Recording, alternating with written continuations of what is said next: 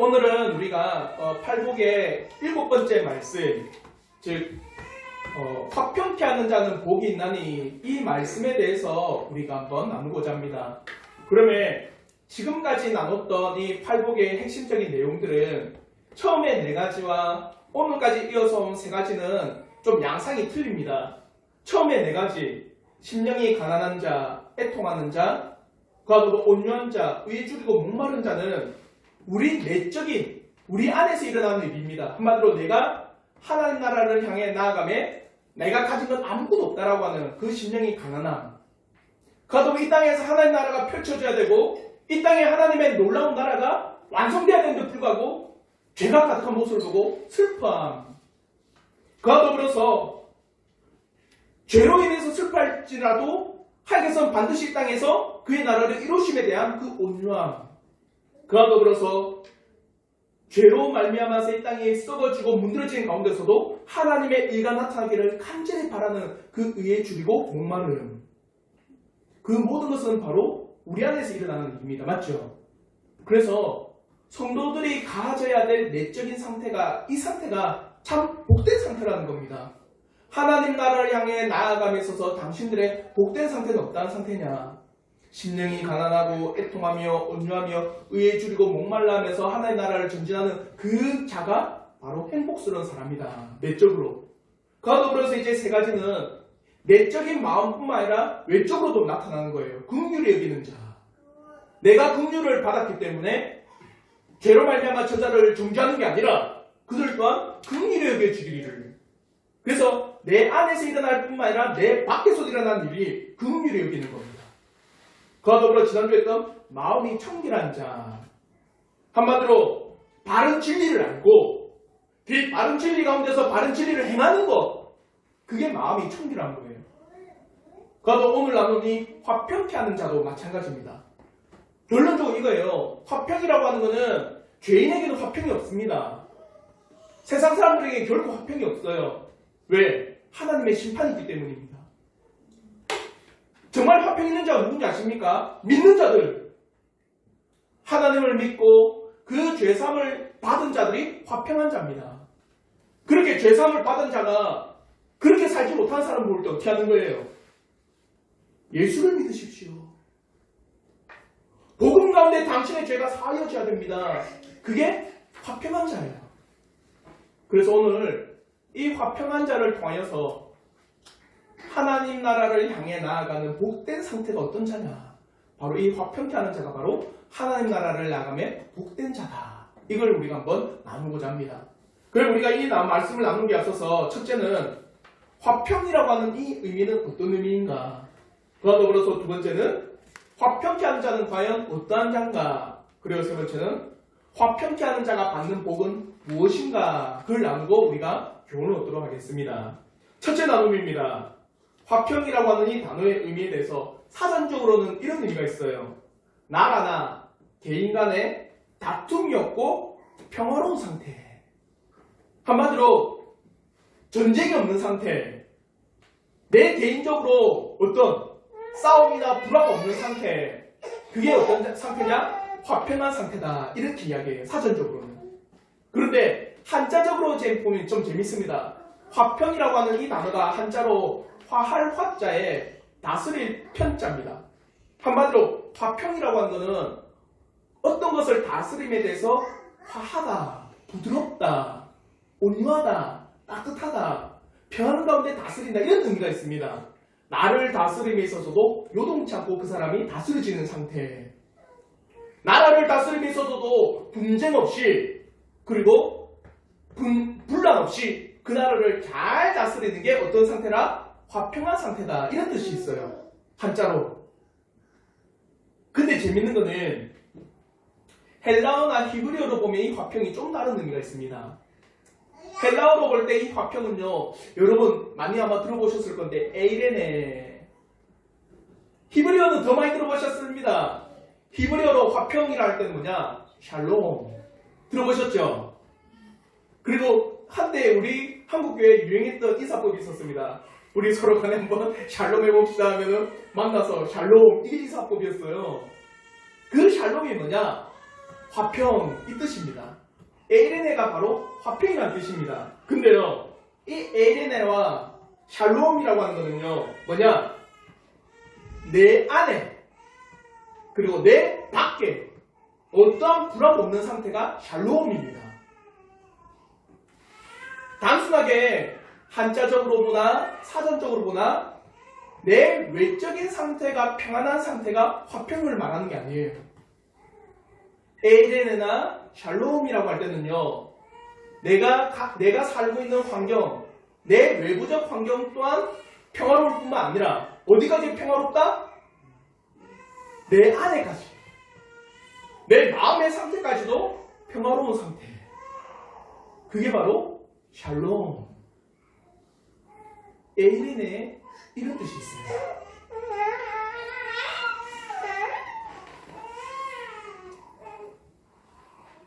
진실로 화평이라고 하는 이 단어를 생각할 때는요, 내 안에서도 내 바깥에서도 어떠한 장애가 없는 상태를 깨달으셔야 돼요.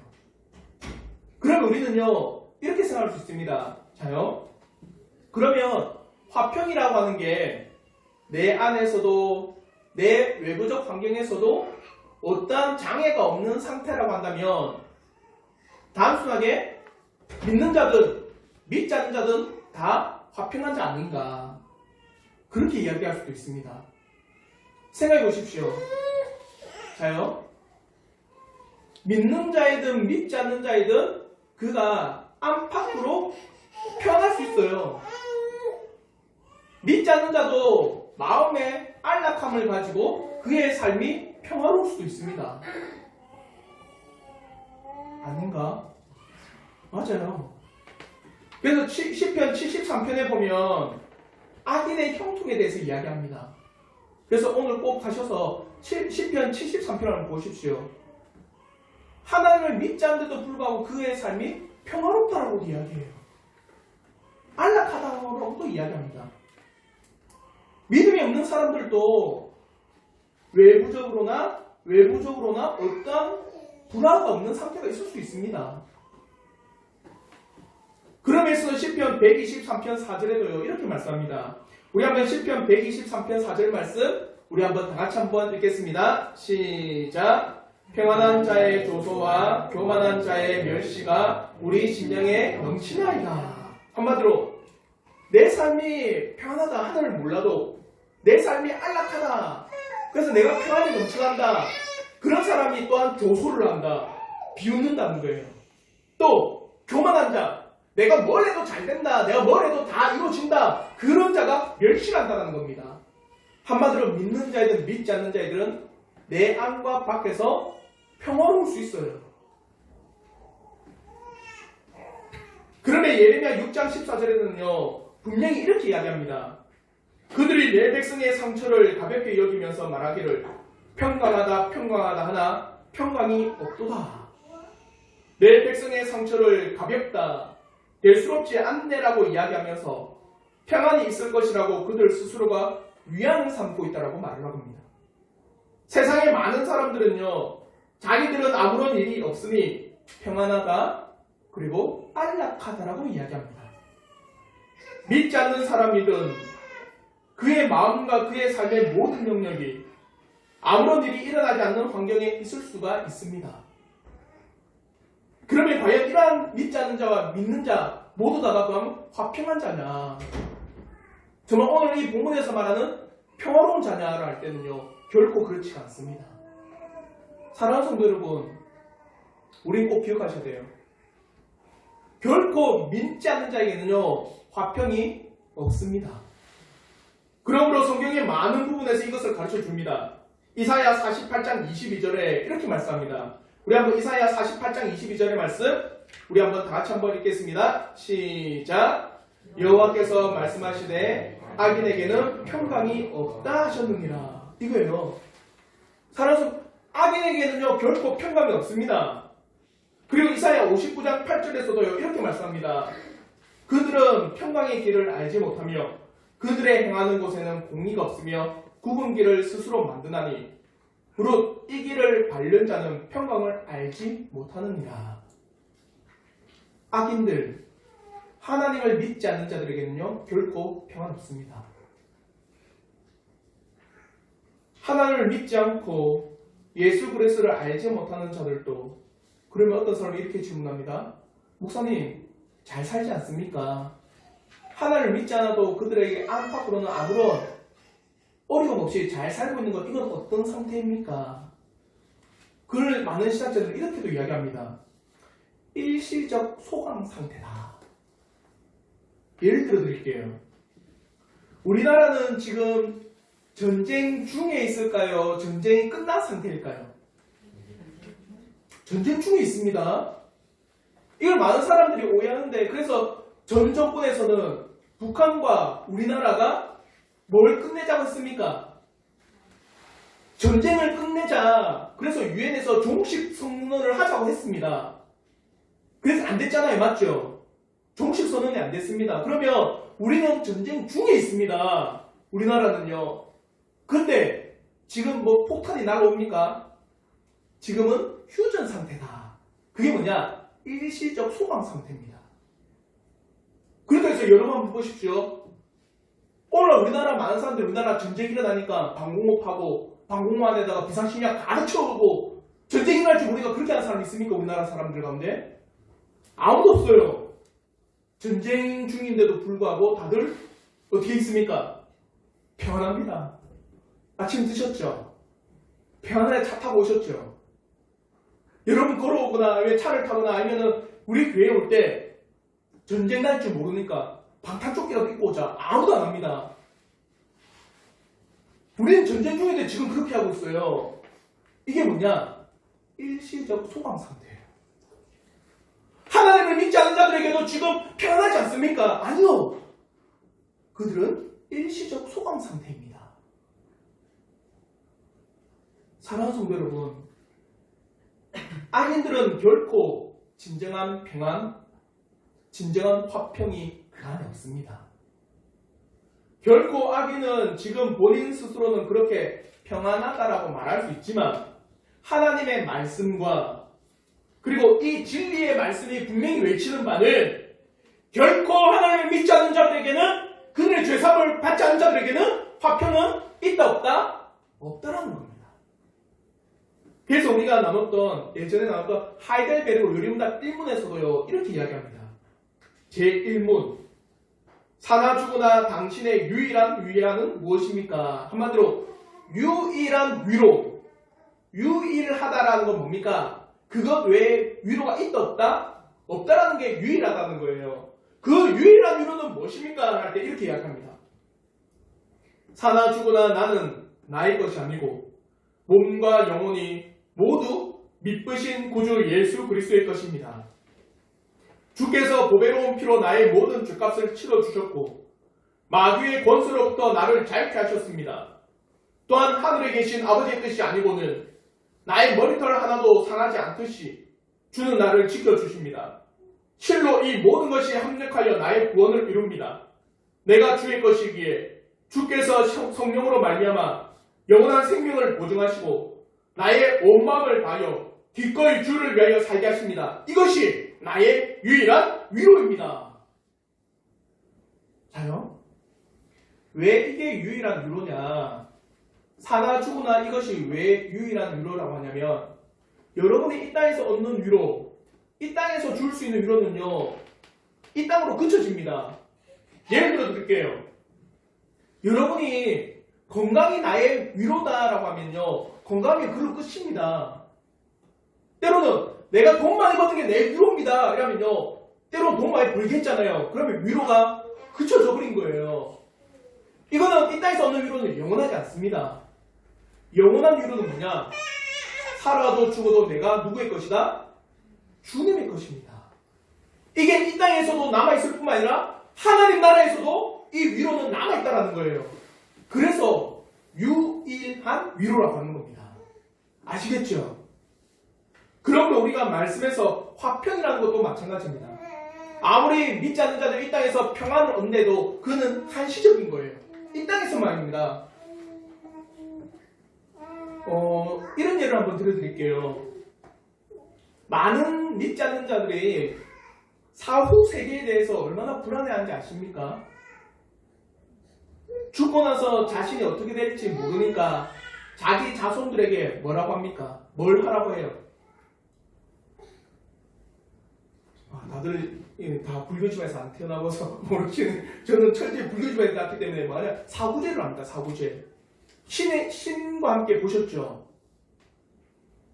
7일이 7번 7개의 지옥을 지나가야 된다. 그래서 그게 사구제입니다. 49일 동안 죄를 지내면서 내 조상들이, 내 아버지나 내 조상들이 어디를 가기로 한다? 천당가기로 한다는 거예요. 죽음이라는 두려움이 있습니다. 믿지 않는 자들에게는요, 화평이 있을까요? 없어요.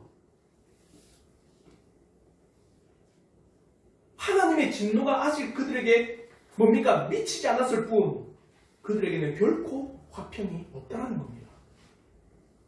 그러므로 사랑하는 성도 여러분, 진정한 화평이 뭔지 아십니까? 저는 여기서 진정한 화평이라지만 유일한 화평이라고 합니다. 유일한 화평. 내 안에 있는 하나님의 진노가 사라지는 거예요. 그게 화평입니다. 내 안에 하나님의 진노와 하나님의 저주와 하나님의 심판이 사라지는 게 화평이에요. 그러지 않고 아무리 내 외적인 환경이 어떻게 해요? 평안하대도 내 안에 하나님의 진노가 머물기 때문에 화평한 자가 아닙니다. 사랑하는 성도 여러분, 오늘 성경에서 말하는 에이렌의 샬롬이라고 하는 이 화평은요, 하나님의 진노가 거둬지는 화평이에요. 그걸 말하는 겁니다. 아시겠죠? 단순하게 내가 뭡니까? 이 환경이 내가 원하는 대로 잘 굴러가는 게 그게 화평이 아닙니다. 진정한 화평은 내 안에 하나님의 진노가 사라지고 그 가운데 내 삶이 하나님의 인도하신 가운데 평안하게 살아. 그게 화평이에요. 아시겠죠? 그러면 두 번째, 화평케 하는 자는 과연 어떤 자냐? 그래서 여기서 말하는 화평케 하는 자가 헬라어로 말하면 에이레노 보이오이라는 단어입니다. 합성어예요. 합성어. 에이레네 플러스 보이오네의 합성어입니다. 에이레네 화평, 보이오네 뭐냐? 그렇게 만드는 자. 자요. 에이레네 보이오이라고 하는 것은 합성어인데 화평을 만드는 자예요. 평안을 만드는 자. 자요. 평안을 뭔가 만든다. 무언가 내가 평안을 만들어 나간다. 그거는요, 수동적인 게 아닙니다. 능동적인 거예요. 그래서 여러분이 꼭 기억하셔야 되는 게 있습니다. 화평케 하는 자는요, 능동적인 겁니다. 근데 잘 봐요. 여러분이 살아가고 있는 그 환경과 여러분이 살아가고 있는 그 주위의 모든 여건들 가운데서 진짜 화평을 무너뜨리게 만드는 요소들이 있다면 그걸 제거해 나가는 겁니다. 어떻게 해요? 하나님의 죄가 머무는 곳이 있다면 그것은 죄입니다. 그것은 잘못입니다. 그것을 해서는 안 됩니다라고 말하는 자예요. 이해가 되십니까? 다시 한번 설명해 드릴까요? 화평케 하는 자라고 하는 것은요, 에이렌의 포이오이라는 능동적인 단어입니다. 화평과 그걸 만들어 나가는 사람, 만들어 나갔기 때문에 능동적인 거예요. 그러면 화평이 뭐라고 했습니까? 하나님의 진노가 걷어지는 게 화평이랬잖아요. 맞죠? 하나님의 진노가 있는 곳이 어딥니까? 죄입니다. 죄. 맞죠? 그러면 그 죄된 환경과 죄된 모습과 죄된 것들을 보고는 화평케 하는 자는 어떻게 할까요? 그걸 보고는 그것은 잘못입니다. 말하래요. 예를 들어서 여러분이 직장생활하고 있는데 그 직장생활하고 있는 그 현장에서 어떤 누군가가 횡령을 하고 있습니다. 그걸 봤어요. 그걸 보고는 그 사람이 뭐라느냐? 이것은 도둑질입니다. 이렇게 해서는 안 되는 겁니다. 말하는 자입니다. 또 여러분이 학업하고 있는데 옆에서 누가 컨닝하고 있습니다. 그걸 볼 때 학원은 사람들은 어떻게 합니까? 이거는 잘못입니다. 그렇게 해서는 안 됩니다. 라고 외치는 자가 화평케 하는 자예요. 오늘날 우리가 많은 교회에서 가르치는 것과는 참 다릅니다. 화평케 하는 자가. 오늘날 수많은 교회에서 뭐라고 합니까? 화평케 하는 사람을 소위 어떻게 여깁니까? 피스메이커로 여깁니다. 첫째로. 그 피스메이커를 어떻게 여깁니까? 아무리 교회가 잘못되고 교회에 대해서 불법이 있고 그 교회가 이단과 잘못된 사상이 있는데도 불구하고 그것은 이단입니다. 그것은 잘못입니다. 그것은 그렇게 하면 안 됩니다. 말하면 교회에 분란이 있으니까. 니는 진리 아는 대로 넌 살아가고 우리는 이렇게 살 테니까 내비두라. 오늘 많은 교회에서 그럽니다. 분란이 일어나니까 조용히 하라고. 교회가 찢어지니까 어떻게 하라고 합니까? 참고 니는 니대로 진리를 가지고 살아가라고 합니다. 그걸 소위 말하면 피스메이커라고 해요. 이게 화평하는 자가 맞을까요? 아닙니다. 그러면 주님도요 이렇게 말씀하시면 안 돼요. 자요. 마태복음 10장 34절의 말씀인데요. 우리 한번 마태복음 10장 34절의 말씀 우리 한번 다 같이 한번 읽어보겠습니다. 시작. 내가 세상에 화평을 주러 온 줄로 생각하지 말라. 화평이 아니요 검을 주러 왔노라. 이게 뭡니까? 주님은요 잘못 믿고 있는 사람 그리고 잘못된 진리에 있는 사람 그리고 거짓에 속한 사람에게는요 반드시 말했습니다. 그것은 거짓입니다. 그것은 진리가 아닙니다. 그것은 하나님을 섬기는 것이 아닙니다. 그러니까 검과 같은 거예요. 그러면 주님은 화평케 하는 자가 아닐까요? 화평케 하는 자입니다. 사랑하는 성도 여러분, 화평케 하는 자가 오늘날 얼마나 많은 오류 가운데 놓여져 있는지 모릅니다. 교회가 시끄러우니까 조용히 하라. 교회가 분란이 일어나니까 당신은 당신대로 믿으라. 교회가 그렇게 되면 찢어지니까 당신은 당신 의견대로 해라. 단 입은 닫으십시오. 그걸 꼭 화평케 하는 자라고 여깁니다. 주님께서는 분명히 말씀하십니다. 잘못에 대해서는 잘못이다. 거짓에 대해서는 거짓이다. 오류에 대해서는 이건 오류다. 이거는 진리가 아닙니다. 그렇게 외쳐요.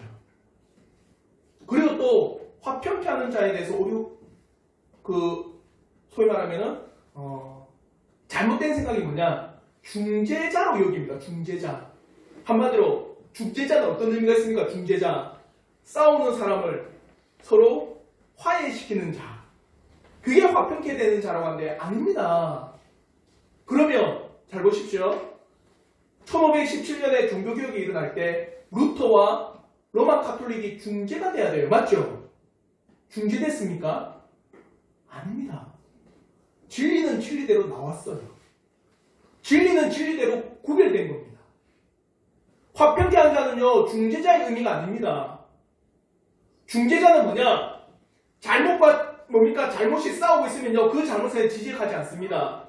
그 사람이 싸우는 환경만을, 싸우는 그 모습만을 중재하는 겁니다. 그리고 나머지 다 덮어놓는 거예요. 예를 들어서 이겁니다. 의사인데 속에 큰 질병을 가지고 있어요. 근데 배를 열어보니까 아예 안 되겠다. 그냥 덮어버리자. 덮고 꼬여놓고 그럼 이 사람이 살 수 있는 살겠지. 그렇게 하는 게 중재자입니다.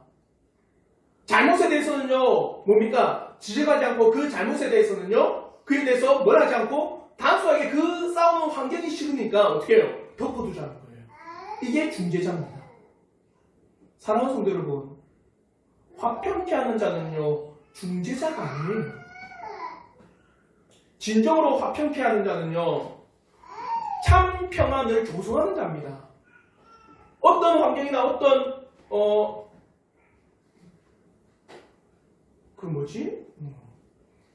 단어가 생각이 안 납니다. 어떤 공동체, 어떤 환경이나 공동체 안에서 큰 잘못이 일어나고 있습니다. 그럼 화평케 한 자는 어떻게 한 자냐? 그것을 고쳐나가야 된다라고 이야기한 사람. 아시겠죠? 참된 평안은 내 안에 하나님의 진노가 걷어지는 거예요. 그러면 화평케 하는 자는 어떻게 하느냐?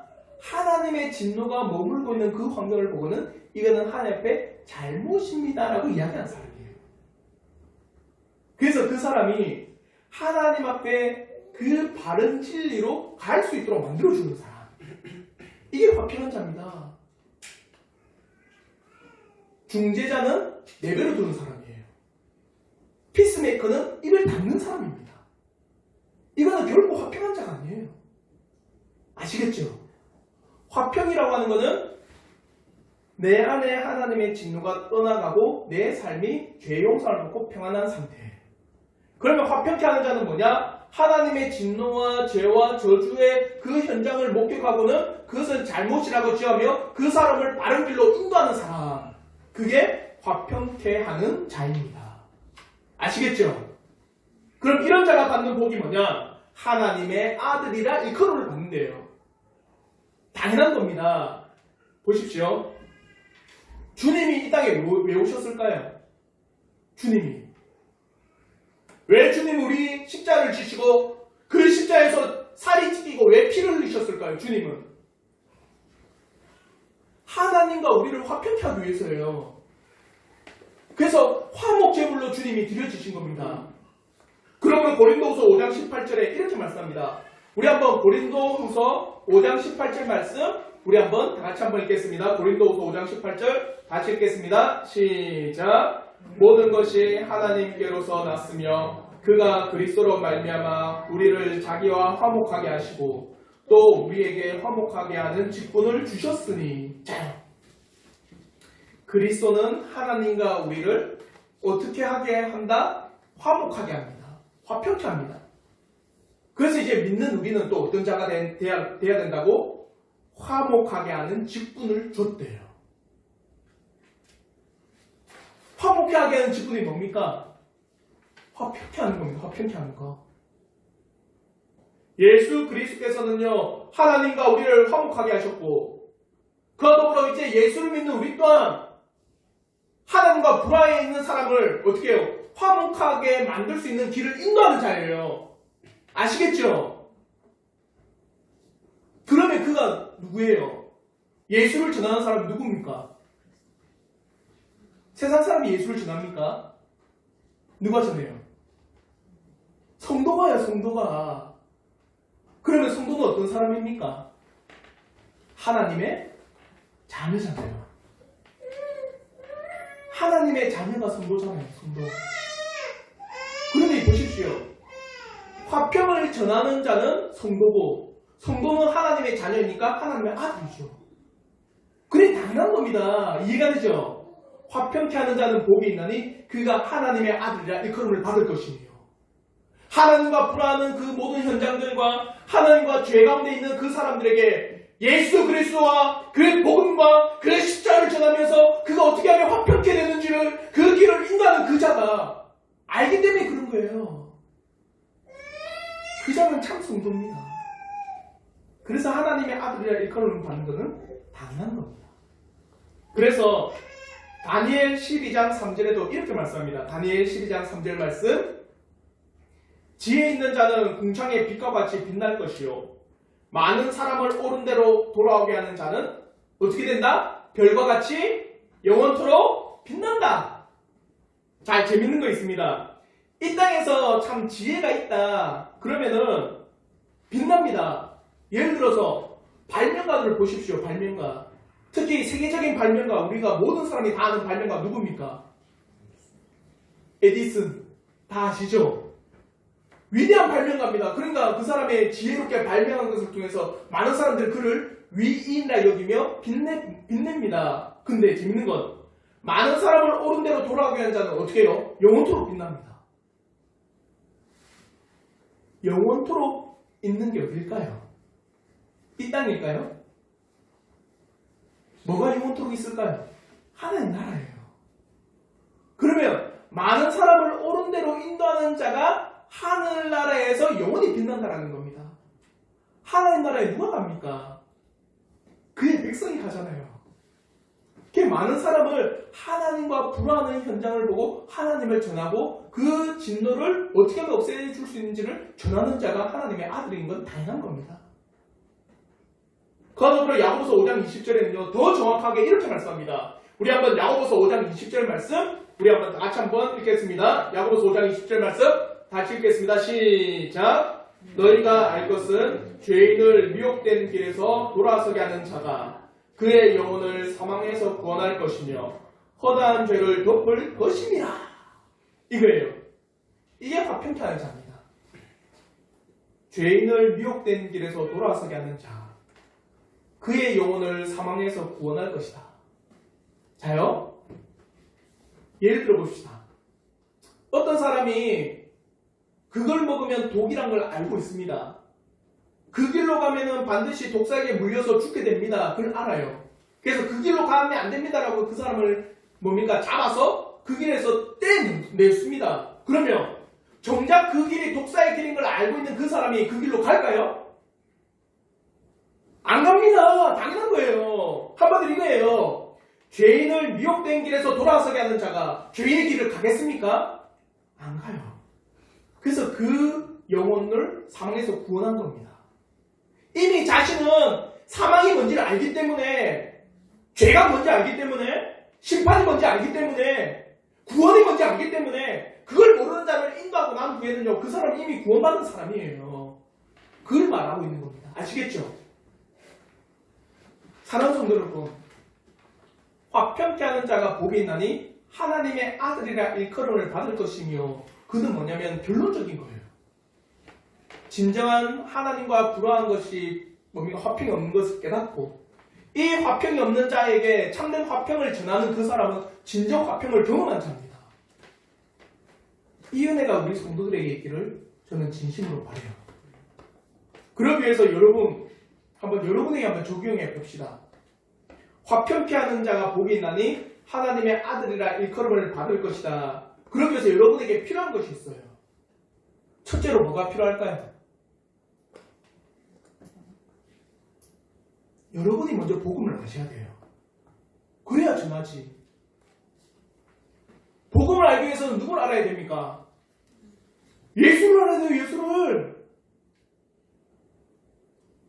예수가 누군지, 예수 그리스도가 어떤 일을 했는지, 그 예수 그리스도가 나를 위해서 어떻게 십자가에서 역사하셨는지, 예수 그리스도는 과연 어떻게 이 땅에 오셨는지, 그분을 누가 보내셨는지, 그분을 누가 믿겠는지, 그리고 내 안에 있는 이 더러운 죄악들이 그 십자가에서 어떻게 못 박혔는지, 진실이 그 화평을 경험한 자가 돼야 돼요. 사랑하는 성도 여러분, 저는 여러분이 피스메이커가 되기를 원하지 않습니다. 세상 사람들이 말하듯이 여러분에게 단순히 잘못에 대해서 말하지 않고 입을 딱 닫고 피스메이커가 되십시오. 저는 그런 걸 원하지 않아요. 성경도 그걸 말하지 않습니다. 참된 복음을 깨닫고 그 참된 복음 가운데서 내가 그 참된 평안을 누리고 있는 상태에서 화평케 하는 자가 되는 거예요. 그러므로 진정으로 우리에게 참된 평안을 줄 수 있는 그분께로 내가 인도하는 사람. 그래서 요한복음 14장 27절의 말씀과 동일합니다. 요한복음 14장 27절 말씀 우리 한번 다 같이 한번 읽어보도록 할게요. 다 같이 읽겠습니다. 시작. 평안을 너희에게 끼치노니 곧 나의 평안을 너희에게 주노라. 내가 너희에게 주는 것은 세상이 주는 것과 같이 아니하리라. 너희는 마음에 근심도 말고 두려워하지도 말라. 여기서 말하는 평안이 에이레네, 화평입니다. 화평을 누가 준대요? 예수께서 주신답니다. 그러면 그 화평을 내가 깨달았어요. 내 안에 죄된 모든 것들이 예수 그리스도의 십자가에서 어떻게 해요? 사함을 받았습니다. 그래서 그 마음에 뭘 얻었습니까? 평안을 얻었어요. 화평을 얻었습니다. 그렇게 깨달은 자만이 어떻게 해요? 하나님의 화평을 전할 수 있는 거예요. 근데 그걸 깨닫지도 못하고 그 참된 화평을 모르는 사람이 참된 화평을 전할 수 있습니까? 못 전해요. 그런데 주님께서도요, 바리새인과 서기관에게 이렇게 이야기합니다. 마태복음 15장 14절의 말씀인데 우리 한번 다 같이 한번 읽어보겠습니다. 같이 읽겠습니다. 시작. 그냥 두어라. 저희는 소경이 되어 소경을 인도하는 자로다. 만일 소경이 소경을 인도하면 둘 다 구덩이에 빠지리라 하신대. 이겁니다. 화평을 모르는 자가 이 길이 화평의 길이야 인도해봤자 둘 다 구덩이에 빠져버리는 거예요. 사랑하는 성도 여러분, 화평을 전하기 위해서는 여러분이 화평을 아셔야 됩니다. 화평을 전하기 위해서는 여러분이 참된 화평이 무엇인지를 깨달아야 돼요. 여러분이 화평을 전하기 위해서는요, 그 참된 화평을 알 수 있는 길을 제시해 주셔야 됩니다. 이 은혜가 있기를 저는 진심으로 바라요. 저는 한 번씩 그냥 차를 지나가면서 멍할 때 있거든요. 언제냐면 수많은 사람들이 참 고민을 해요.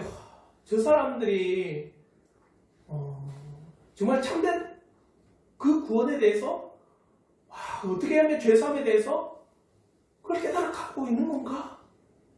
과연 이 종말의 때라고 하는 것을 과연 저 사람들은 알고 있을까?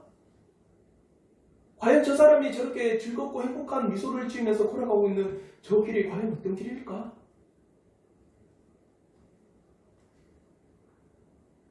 과연 저 사람들이 정말 예수 그리스도라고 하는 이 놀라운 참된 평안을 주는 저 사람의 길에 가운데 있을까? 저는 우리 성도들이 진심으로 화평한 자가 되길 바랍니다. 그러려면 여러분이 화평을 하셔야 돼요. 정말 예수 그리스도로 말미암아 나에게 주어지는 화평을 아셔야 됩니다. 그걸 경험해본 자는요,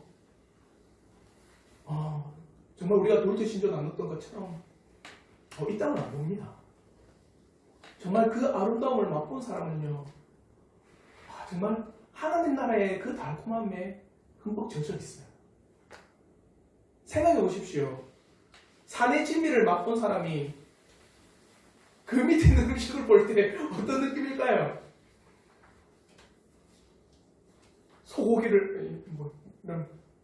소고기를 먹다 김치 먹으면 김치가 맛있습니까? 맛있다네. 왜 미슐랭 3스타입니까? 미슐랭 3스타의 맛을 보고는 그 밑에 우리 그 집에서 하는 집밥을 먹으면 맛이 없어요. 너무나 아름다운 맛을 경험했거든요. 여러분 만화책 보면 미스터 초밥왕 하면 바다가 확 그 맛을 느끼는 자가 일반 초밥을 먹겠습니까? 생각해 보십시오. 화평을 경험한 자가 그걸 경험하지 못한 사람을 볼 때 얼마나 애가 탈까요? 그래서 두 번째가 뭐냐? 여러분이 화평을 경험했다면 화평을 전하는 자가 되십시오. 그게 화평케 하는 자입니다.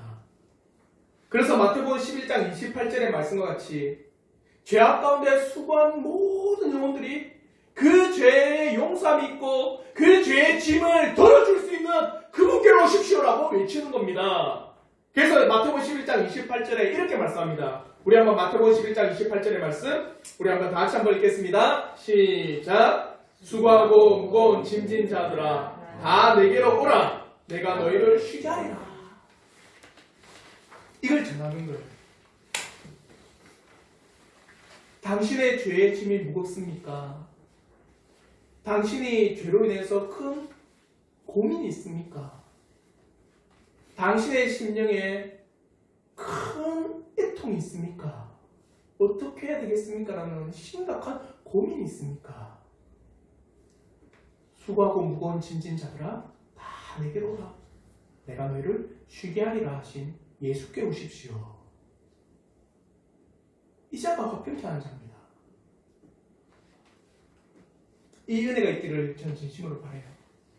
저는 여러분이 살아가는 또 한 주간의 삶의 영역 가운데서 여러분을 통해 예수 그리스도의 향기가 전해지고 여러분을 통해서 믿는 자의 아름다운 모습이 증거되고 그런 말미암아 이 땅에서 죄에 대한 깊은 고민 있는 사람들에게 진실한 화평을 전할 수 있는 그 은혜가 여러분에게 있기를 진심으로 바랍니다. 이게 바로 우리가 하나님 나라를 향해 나아가는 복된 상태예요. 그러면 자요, 심령이 가난하고 애통하고 온유하고 의에 줄이고 목마른 이 네 가지 내적 상태, 그와 더불어 긍휼히 여기고 마음이 청결하고 오늘 나눴던 화평케 하는 자, 이 내적 상태와 외적 상태까지 총 망라에서 7가지의 복된 상태를 걸어가는 게 쉬울까요? 어려울까요? 어렵죠. 그러니까 맨 마지막 팔복이 뭡니까? 의를 위하여 박해를 받는다라는 거예요. 의를 위하여 박해를. 한마디로 이 7가지의 상태를 가지고 내가 살아가려고 하니까 보십시오. 예를 들어 영양제가 그 컨닝하는 사람도 니 그거 잘못이다. 니 그러면 안 된다 하는 순간에 사람들이 뭐랍니까? 니만 잘났냐? 니만 그래 어렵냐고. 여러분 한번 직장에 보십시오. 많은 사람들이 이거 불법을 저지르는 가운데 이거 불법이다 말하는 그 사람이요 돌 맞아요. 많은 사람들이 이거 불법을 향해 나갈 때 나는 그 길로 안 가겠습니다. 나는 심령이 가난해서 그 길로 가지 않겠습니다. 그 사람이요 모난돌이라고 정 맞습니다. 맞죠? 그러니까 의를 위해 박해를 받는 거예요. 아시겠죠? 이 7가지의 복된 길로 가려고 하니까 이게 너무 어려워요. 너무 고되고 때로는 모난돌이 정맞는다고 사람들이 니만 잘난다고 하고 그런 상태로 나가려고 하니까 의를 위해 박해를 받는 거예요. 그러나 안심하십시오. 의를 위하여 박해를 받아도 우리에게 뭐가 있습니까? 하나님 나라가 있어요. 그걸 말하는 겁니다. 맨 마지막 복이. 그래서 여러분 오늘 집에 꼭 가셔서 이 7가지 복을 깊이 묵상하십시오. 그래서 이게 얼마나 복된 사람의 길인가를 마음에 깊이 새겨나가시기를 진심으로 바라겠습니다. 말씀을 내릴게요. 평안, 화평이라고 하는 것은 자기 마음 가운데 그리고 자기 외부에 어떤 장애가 없는 것이 화평입니다. 그러면 이 땅에 있는 모든 사람은요 결코 화평할 수가 없습니다. 죄인들은요 왜요? 하나님의 심판이 있기 때문에. 참된 화평은 뭐냐? 하나님의 심판이 제거된 상태. 그래서 하나님의 복된 길로 가는 그 사람이 화평한 사람입니다. 걔 진짜 화평을 깨닫고 나 또한 어떻게 해요? 그 화평을 전할 수 있는 자가 되어야 됩니다. 그래서 저는 우리 성도들이 한 주간 또 여러분의 삶에서 정말 예수 그리스도의 놀라운 은혜의 길이 증거되는 사람이 되기를 진심으로 바라겠습니다. 이게 바로 화평케 하는 자. 그가 바로 하나님의 아들이라 일컬음을 받을 줄 믿습니다. 한 주간 이 은혜가 있기를 주님의 이름으로 축원합니다. 기도하겠습니다.